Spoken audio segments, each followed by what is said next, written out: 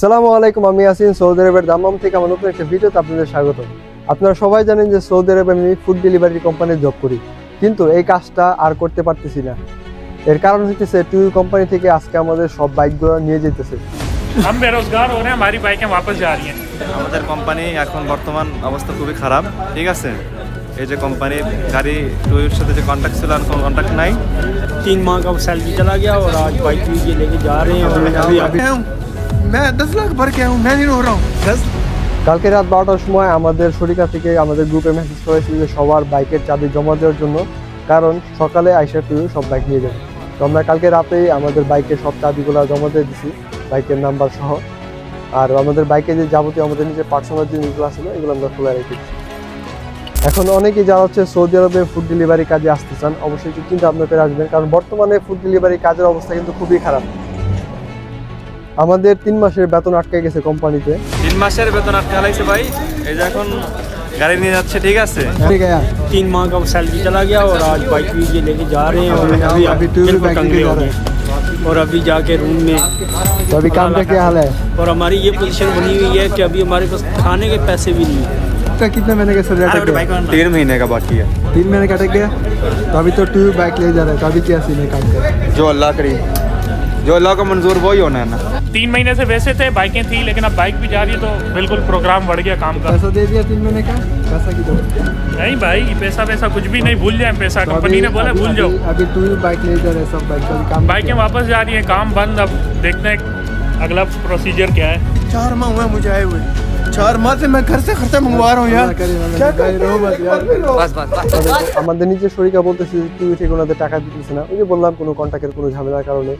এইদিকে আমাদের সবার ইকামা এক্সপায়ার হয়ে গেছে।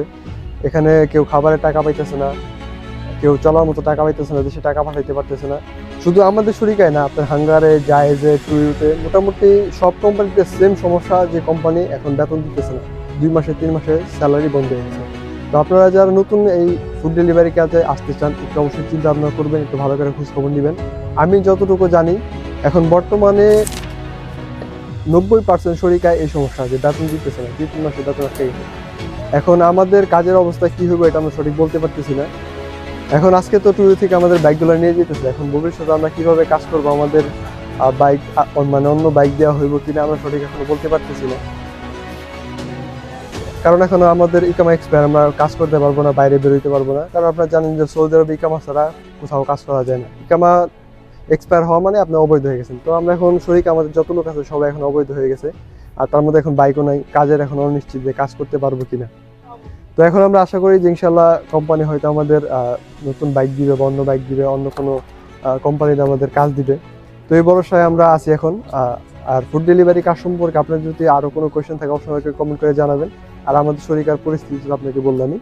তো নতুন যারা আসবেন অবশ্যই আপনারা চিন্তা ভাবনা করবেন, কারণ ফুড ডেলিভারি কাজ কিন্তু আগের মতো নেই। আমার যদি আপনার আগের ভিডিও দেখেন, 6-7 মাস আগের ভিডিও দেখেন, তখনও কিন্তু ফুড ডেলিভারি কাজের অবস্থা কিন্তু ভালো ছিল।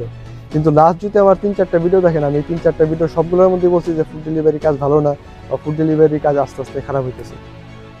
তো ফুড ডেলিভারি কাজ আসার আগে অবশ্যই চিন্তা ভাবনা করবেন, কারণ ফুড ডেলিভারি কাজ আর আগের মতো ভালো নেই।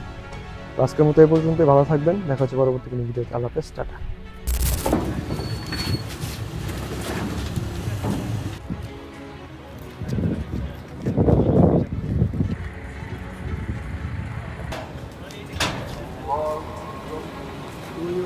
टोयो खलास